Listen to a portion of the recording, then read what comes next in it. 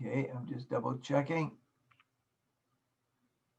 Okay, so now today's focus, and I'm taping now, is on the self and communication and self-esteem as a communicator. And obviously that's important for us to realize. We are individuals. We use communication verbally with words and non-verbally with our body language and with our tone of voice. And all that is impacted by how we see ourselves, our sense of self-worth, our sense of self-esteem, our value. And I'm not saying by this that we should be the centerpiece of everything. I think there's a humility that's critical to this. But in humility, there's a recognition that we are a being, but a recognition that we're one human being and we're in a world full of human beings. But we're all going to be communicators. So I want us to take a look at that right now. And I'm just going to get my computer working here. There we are. Joseph Luft and Harrington Ingham created what we call the Johari window. The word Johari comes from the first name Joseph, and then from the Hari from Harrington's first name. So Joe Harrington or the Johari window, which comes from both of them working in the social sciences and working on understanding self, getting a grasp of who we are and the significance that each of us are in humanity itself. We are valuable, we're significant. And of course, I, as you know, come from a very theological framing. I believe that the self, the person, the you, the me, that we're created in God's image, that God is the creator. So I personally hold to that viewpoint. I appreciate not everybody will necessarily hold to that particular viewpoint, but I do. And so they wanted us to begin, Joseph Luft and Harrington Ingham wanted us to begin to think about how we interact with people and let people know about us and to what degree we do, and how we allow people to interact with us where they are able to say things to us that maybe we didn't know about ourselves.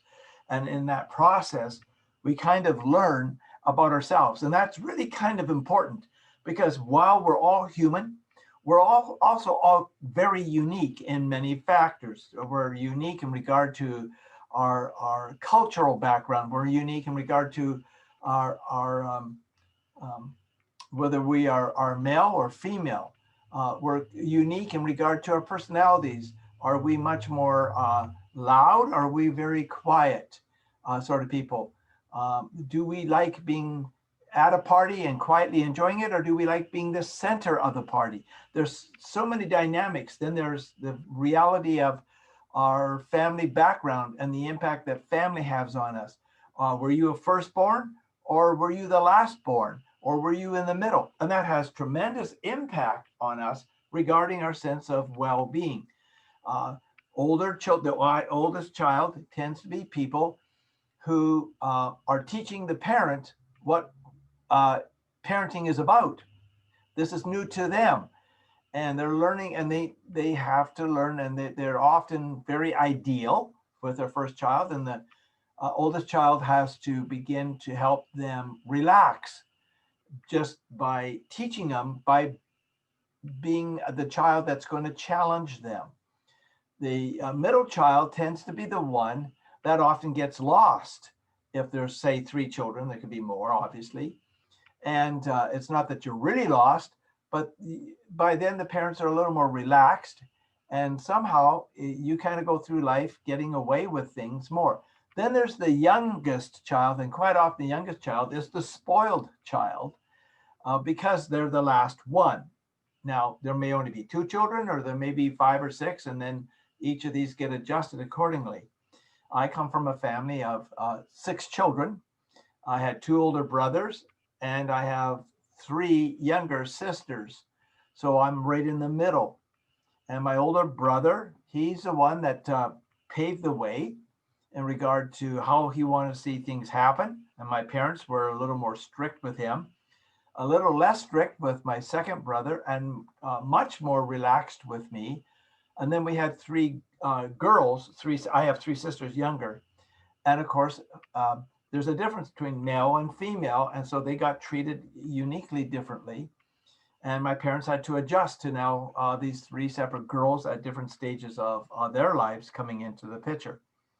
My point is that we bring a lot of things to creating that self, from personalities to our cultural background to our family orientation to our personalities, etc. There's so many factors that come into play. And in the midst of this, we begin to interact with people outside of ourselves, outside of our family setting. And people are trying to understand us, and we're trying to understand people. Well, what are those factors that come to play when it comes to that? And you can see the Johari window here. And you see this block, this like a window with a horizontal line across the middle, going from north to west, and then one going north to south, the vertical. And you see the four numbers, 1, 2, 3, and 4. Each of these areas are important. Block number 1 is about, if you look at the words on the outside, this person is known to themselves. They know themselves, and others know this about them. They're quite well known in this particular type of area of life. Then the block number 2 is the not known to self, but known to others.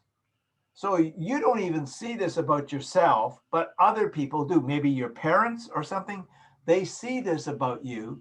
You just don't see it at all. Maybe one day somebody says something that tells you something that you didn't know about yourself, but they see it.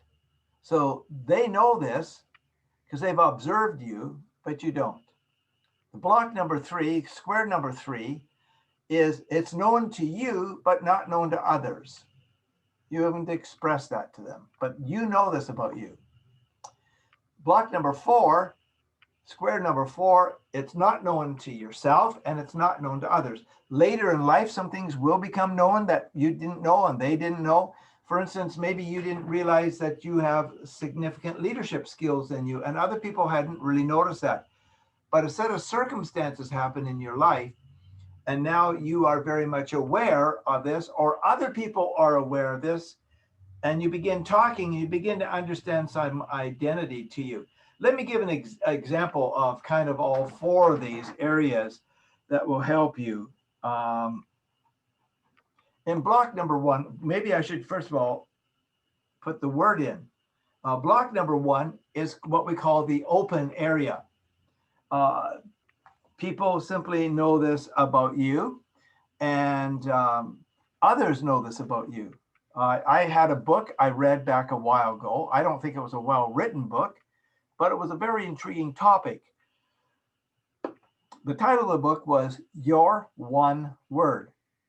And the author argues that organizations and people individually actually have a word that is central to who they are. It's not that there aren't other important words, there are, but there's a key word that's really important to you. And one word that I realized that I was is enthusiastic. I am enthusiastic. I love life.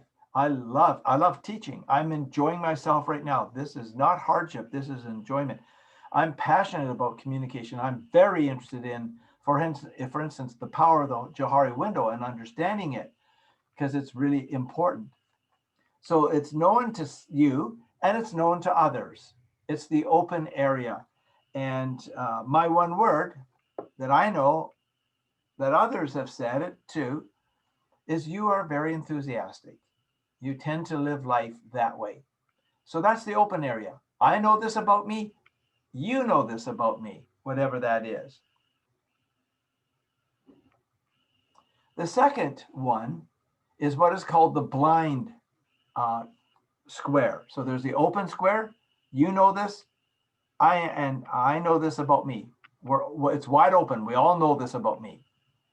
The blind is what I don't know this about me, but others know this about me, or someone knows it. And when they share it, and I begin to realize it's something that is true about me, it no longer remains blind because I now know it, and it moves over to the open area. And the idea is to make the open area larger as time goes on. But the blind area, for instance, I worked with a who's now a colleague of mine at Trinity Western University.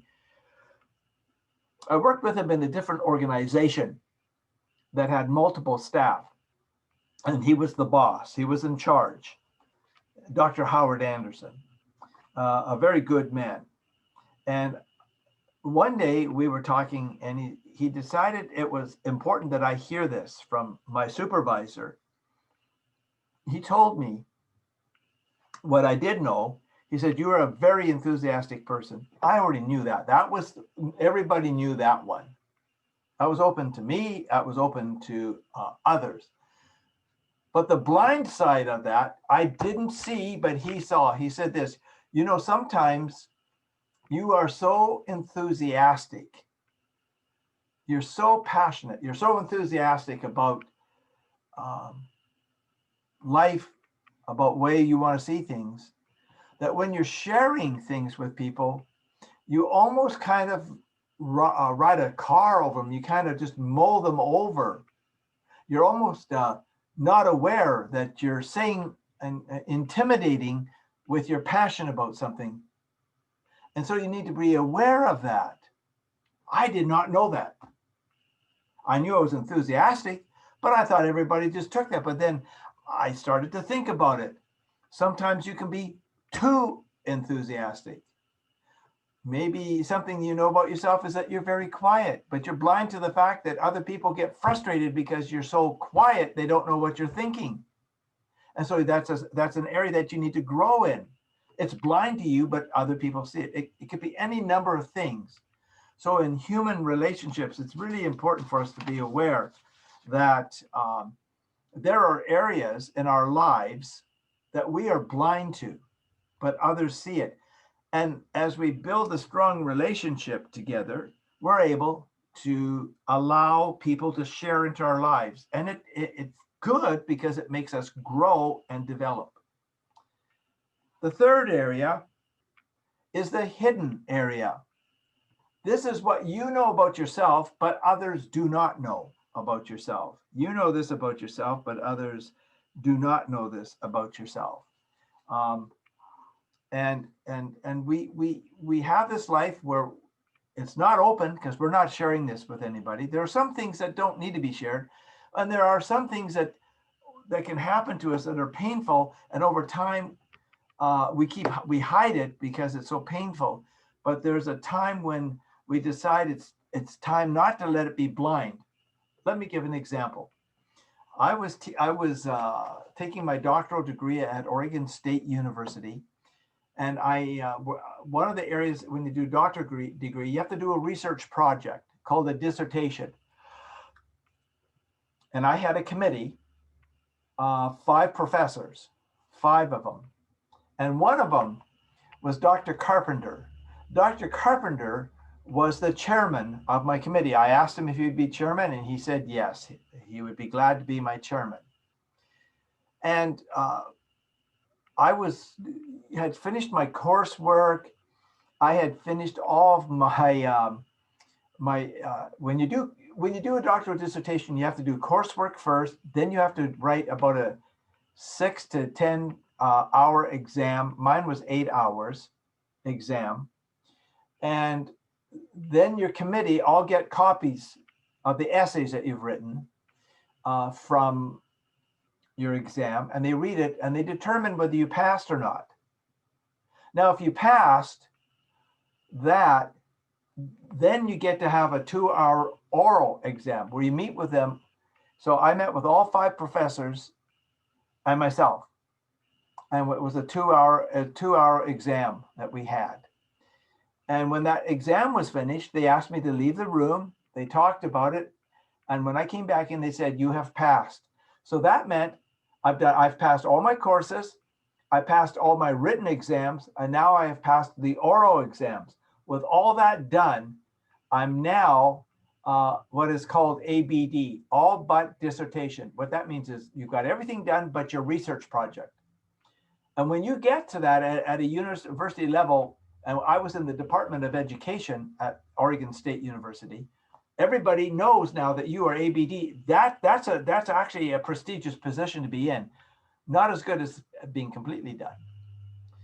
And so I had now finished my coursework, my written exams, and my 2-hour oral exam, and I passed all along. Now I needed to work on my doctoral dissertation. And then I heard something. I was in a seminar, and a professor said this. He was there to scare us, and he scared me. He said, look around. And there were about 40 of us in the classroom, about 40, somewhere in there, that area. He said only 7 to 8%, statistically speaking, only 7 to 8% of you will finish your dissertation. Only 7 or 8% of you will actually become a doctor. That scared me. 7 to 8%. At best, based in that room, at best, if we had just a little bit more than that, that meant only 4 of us, 3 to 4 of us would actually finish out of 40-ish people. That was a frightening thought. Here I have, I've passed all my courses, I've passed my written exam, I've passed my oral exam, and now I've got to work on this doctoral dissertation. And it took me 2 years to do my doctoral dissertation. It takes time, it can take less. A lot of people quit because it takes so much time. They just don't think it's worth it. Others get told, as they're trying to work on it, you don't have the ability any further, and we've given you opportunity, and the time is up, so we're saying you're finished. And then there are those who complete. Most people who don't complete a doctorate when they start one, it's because they quit. But there are those who are asked to leave, and then there are those who succeed. So I'm working on this project, this dissertation, and obviously I actually finished my dissertation. I have a copy of it. Just a second here, I'll just show you.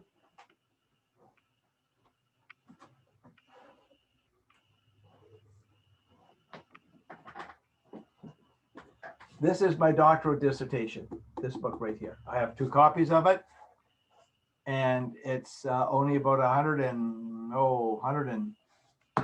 last page I think is 113 pages. It took me 2 years to do this, which tells you it's not easy.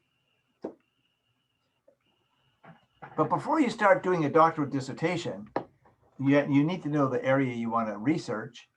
And then what's really key is you have to come up with the problem statement. It becomes the title of your dissertation. And I took 3 months. I took 3 months to come up with, if you look carefully, you can't read it, but that sentence right there took me 3 months to get that. And then there's a story behind that. I won't go into that with you right now. But here's the study. Here's the title of my dissertation. A study of job factors as satisfiers and dissatisfiers of members of the National Association of Directors of Christian Education. So that's a mouthful. But as I was working away on, I got that done, and Dr. Carpenter said, now they got that done, you're really ready to start researching. But as I was doing research, the next thing you have to do is it's 5 chapters in length. There's 5 chapters that you write on as a rule. Most research is 5 chapters. And you have to, here's the index of it. Chapter 1, chapter 2, chapter 3, chapter 4, and one more page here is chapter 5. Now, when you first write it, not the whole dissertation, you write a proposal. A proposal is what you want to do and you describe it in chapters 1, 2, and 3. and it's just the initial proposal. And I was writing these little proposals, and I was giving them to Dr. Carpenter, and not sticking around. Of course, he'd have to read it. And he kept coming in to see me. I kept coming in to see him. Finally, he stopped me and he said, you know, you're not coming in the right way and handling this. It's almost like you're throwing it at me and then you run away. And in a sense, I didn't throw it at him, but my material, in a sense, that's what I was doing. He said, what's with you? Well, why are you doing it this way? This doesn't work. We have to work together. And that's when a hidden part of my life came out. I hadn't shared this with anybody. I hadn't shared it with my parents. I hadn't shared it with my wife. But when I was in I spent 2 years in grade 7. 2 years in grade 7. That's because of earlier in my life, I think I mentioned I had brain damage. And I had got through grades 2, 3, 4, 5, and 6. But then in grade 7, we moved to a city that had a high standard of education. And I hit the wall. I got the strap on 2 occasions from the principal because my grades were bad. That did not help me. It destroyed me. And I was going nowhere real fast. And I was sharing this story with Dr. Carpenter. And I told him that educators scare me. I mean, I'm frightened because they failed me. They strapped me. They threw me to the side as if I didn't have it. And I shared this story. Dr. Carpenter sitting, he's a big man sitting behind his desk, and he's listening. I'm sharing this hidden story. I haven't shared it with anybody, but it just like the little boy in me came out sharing the story. And he sat there he didn't cry, but he had tears in his eyes. He said, that's wrong. That is so wrong. You should never have been treated that way. And I became a special project for Dr. Carpenter. He was going to make sure I was going to complete this. And he worked with me. But you see, that was a hidden area of my life.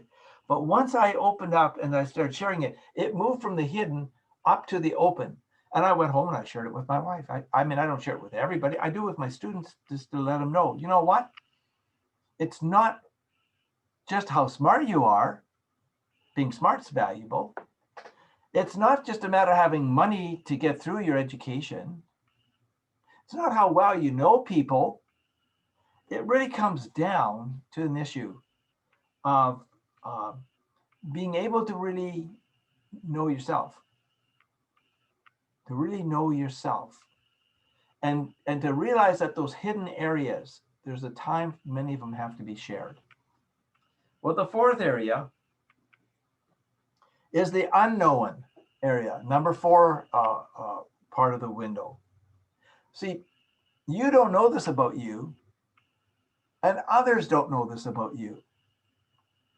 But somewhere down the road, people either see it and you don't. That means it goes to being blind because you don't see it, but others do.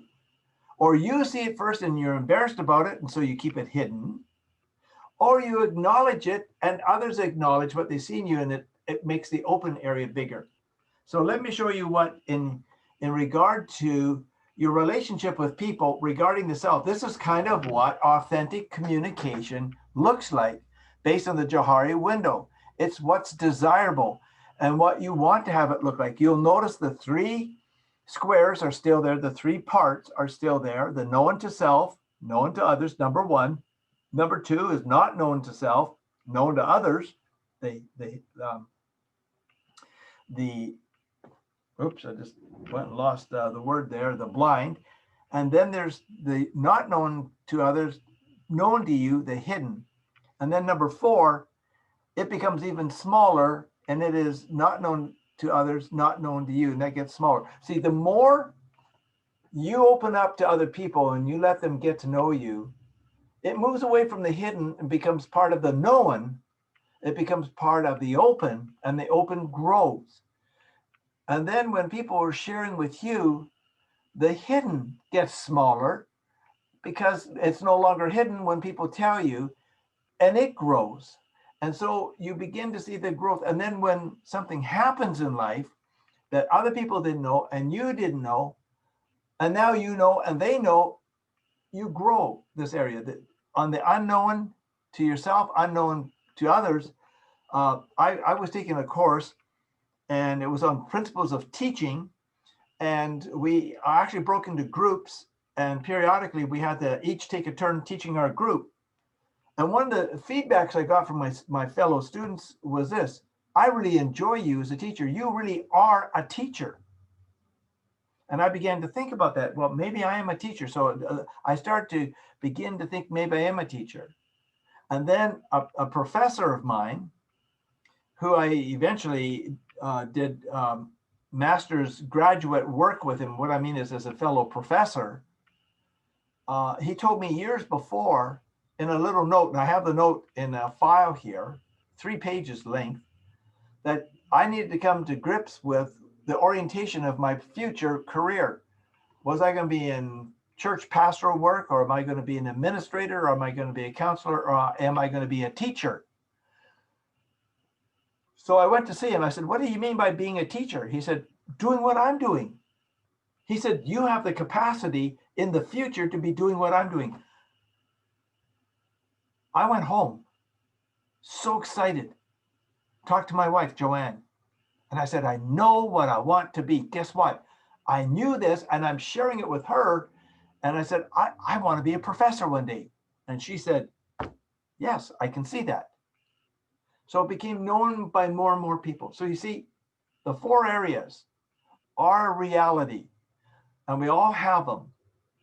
And the idea is that as we open ourselves up to other people, and as other people open up themselves to us by telling us stuff about ourselves, the area of the known to others and known to self, that's the area that really grows. And when that happens, there's a greater sense of likelihood of having a good sense of our own personal self-esteem, and that really is important.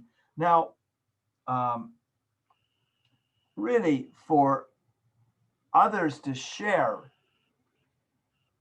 what they see in us, and for us to share with them what we see in us so they get to know that, what we really need to have happen is things such as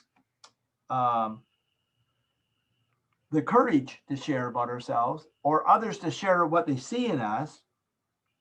And what 3 components that are critical are trust, love, and commitment.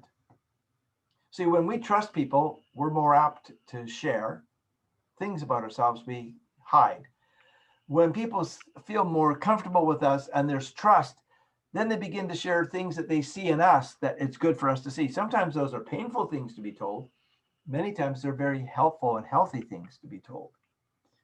And so trust, love, and commitment are critical to seeing the 1 square grow and the 2 and the 3 squares diminish in size. And so that becomes what's important. The pursuit of fully understanding oneself and being understood is a pursuit all of us deal with in life. We ask ourselves, who am I? And we tell people about how we think who we are. And so one side, we're trying to figure ourselves out. On the other side, we're letting other people know about us so that we can build a relationship with them. And then they begin to share, like the Johari window shows, into our lives. This here, what I'm going to share with you is my own thinking. It's not even research, but all I'm trying to do is to create the reality that people are at different stages in regard to thinking about this. People could be committed, as you see on the right side, in the total fullness of sharing about ourselves, or people could be on the concern side. They know the value and the importance of being able to do that. And then there are people who are complacent. Yeah, whatever, maybe one day.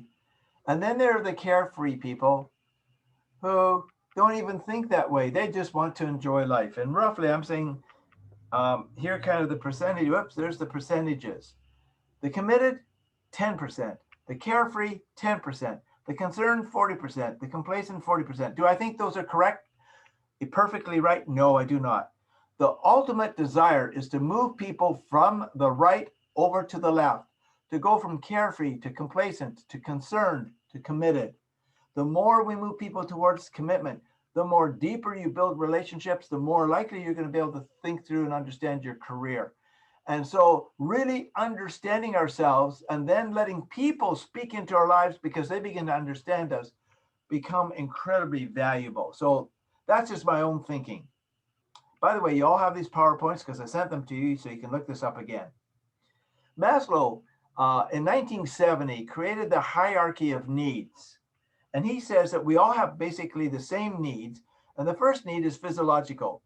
It's the big area. We need the sense of the physiological side of being there. The physiological would be having food to eat, having a safe, not a safe place, but a shelter that will keep us from the elements of the weather.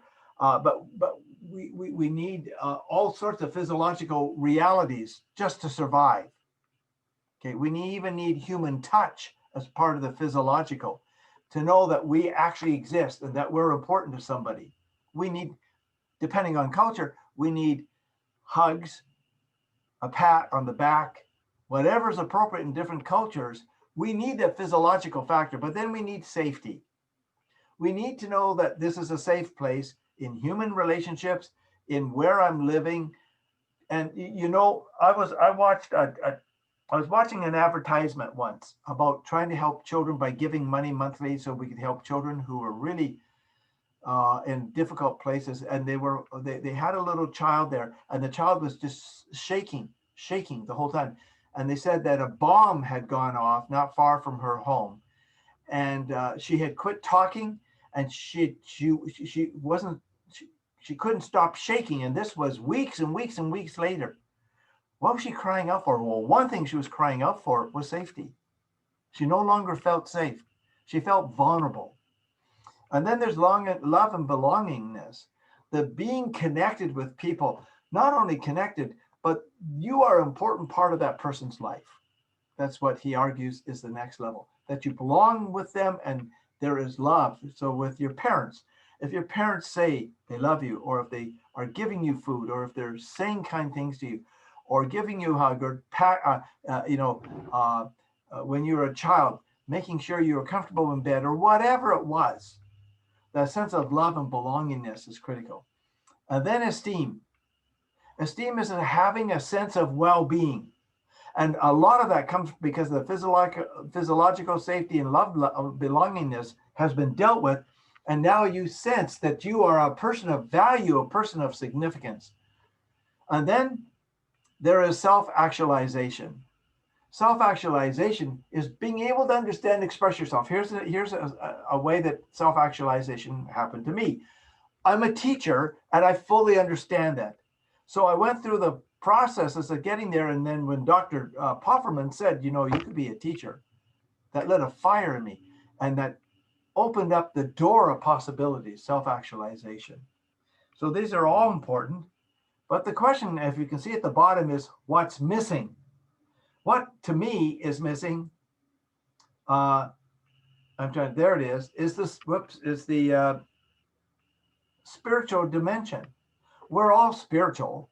I'm not going to tell you how you should define that. I know how I define it, but I believe because we're created in God's image and God is spiritual, that we have been created with a spiritual being within us as a part of who we are. And I believe that's important because now we get a greater sense of who we are and the self. Physiological safety, love, belongingness, esteem, self-actualizations don't need to happen. But we need to ultimately understand the spiritual dimension, and those are absolutely critical in the sense of well-being. Now, building self-esteem, that sense of well-being, I believe that this whole sense of our self-esteem is built around the idea that God loves us, that we are actually loved.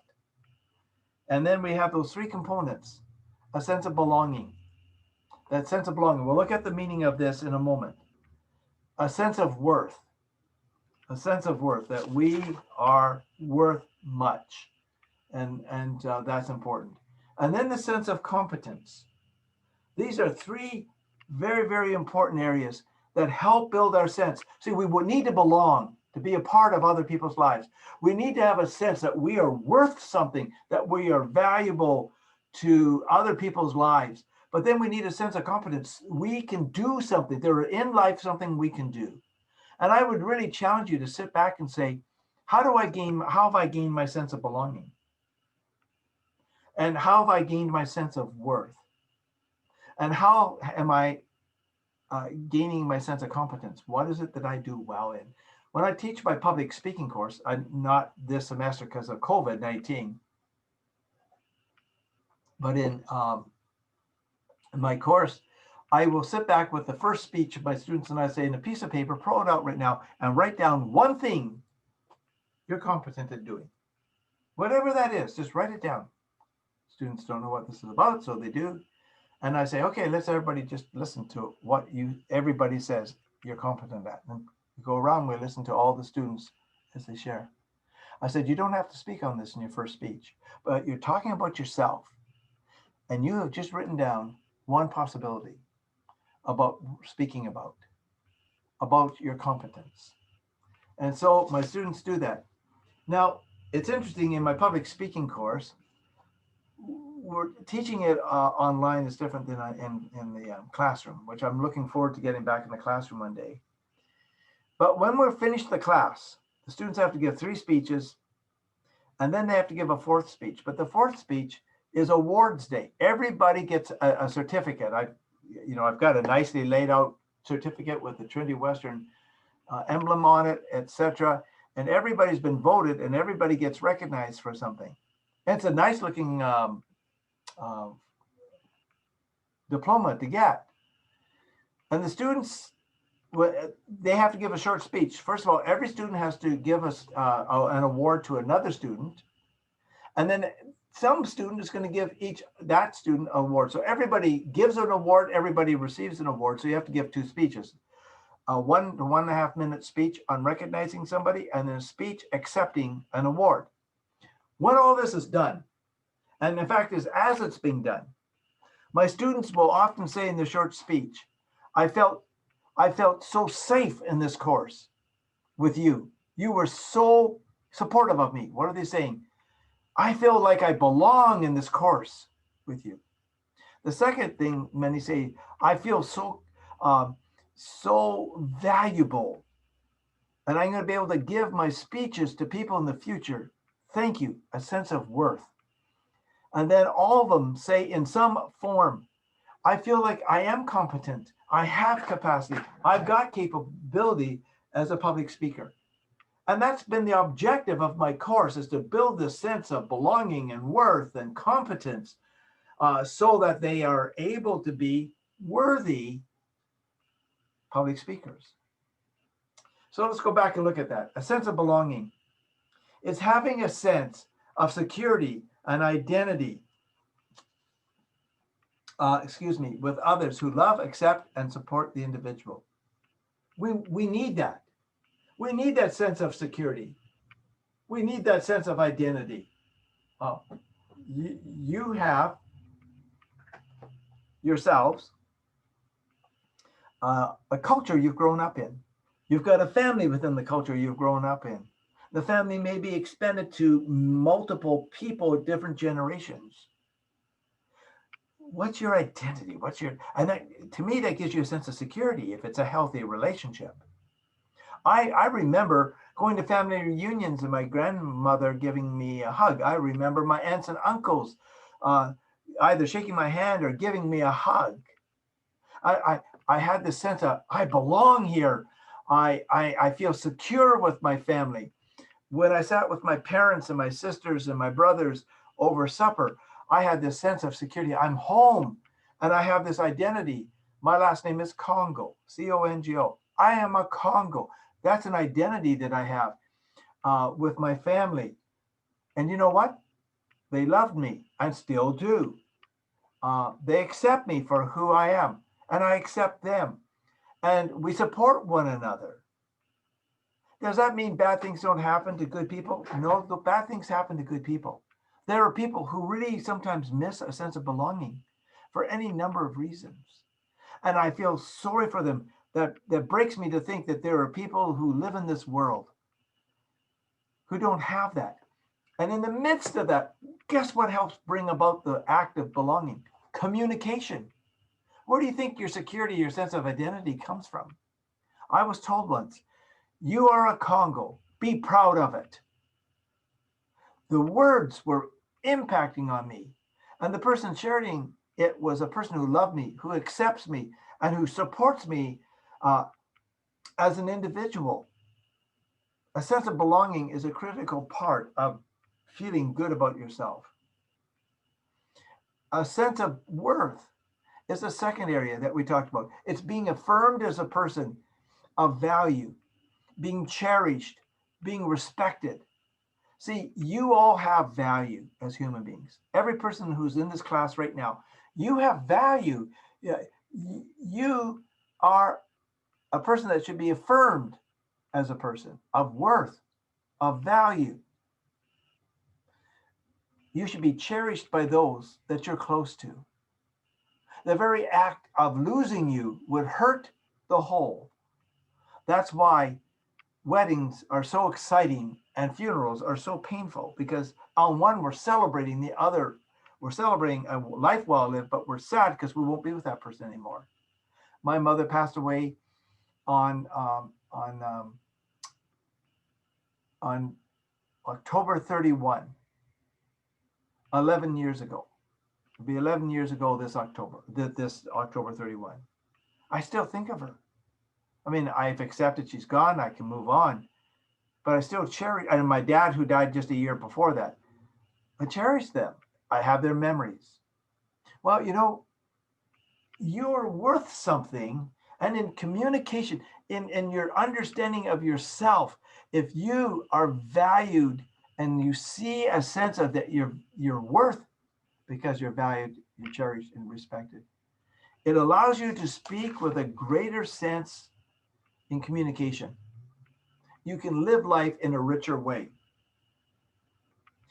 Then there's the sense of competence.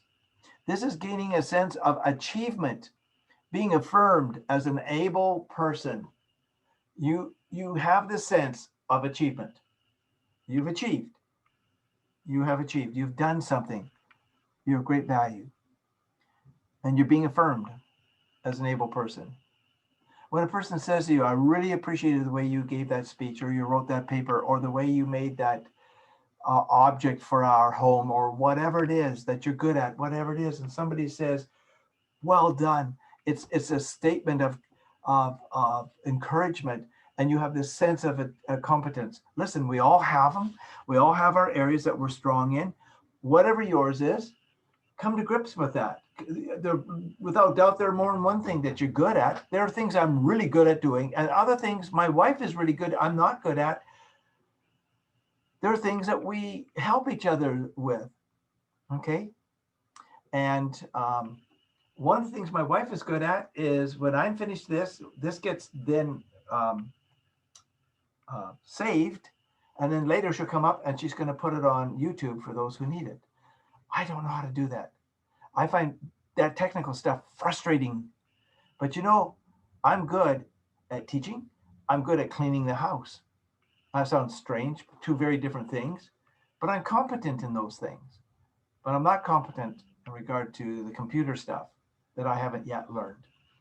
And so we all have these three areas that are really, really important for us: a sense of belonging, a sense of worth, and a sense of competence. I want to show one last PowerPoint. This is the last PowerPoint that I'm going to show you.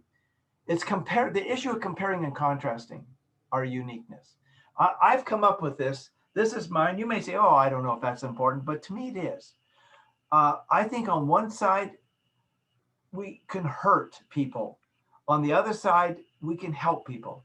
I think when we compare people, we're going to hurt people. But I think when we contrast people, we're going to build them up.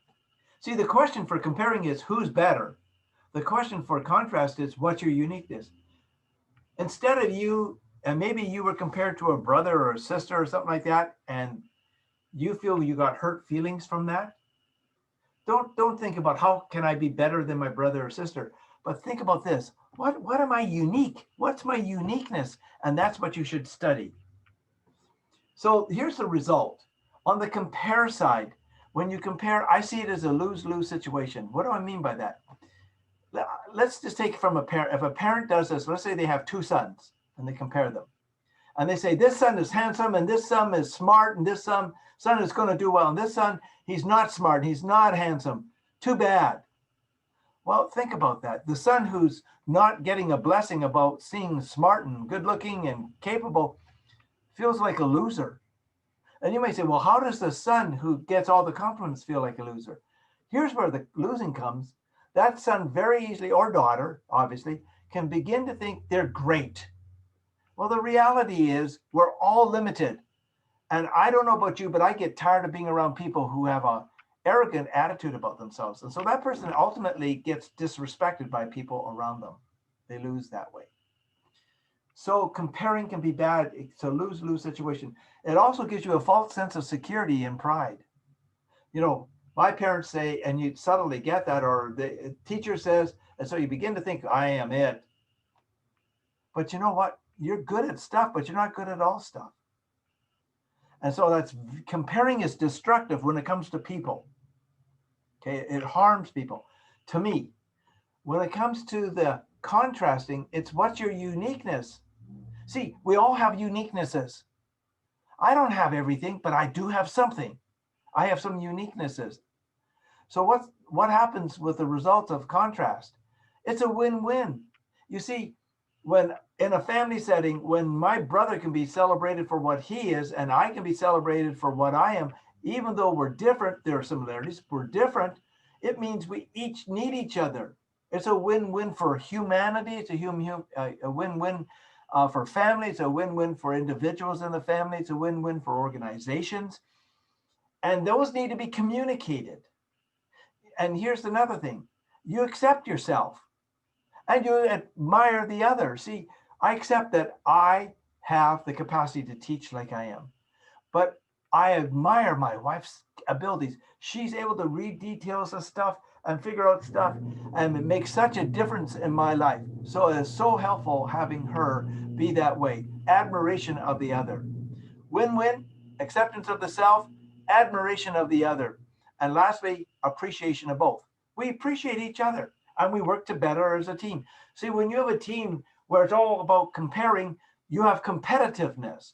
But when you are a team that acknowledges the uniqueness of everybody, then you have appreciation for the others because you know you're not everything and they know they're not everything, but you know what? Together you can be a whole.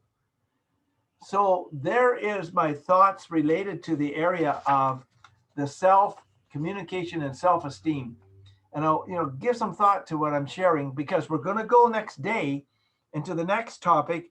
And that next topic is going to be related to 10 negative self-talk traps. So we're talking about the self, the intrapersonal, not inter, but intrapersonal. And we've looked at now the whole issue of the intrapersonal communication. Next day, we're going to look at negative intrapersonal communication and what it can do for you. So I am finished. I just wanted to share this with you and letting you know it's time to let you go. And we'll see you next day. Okay, so have a good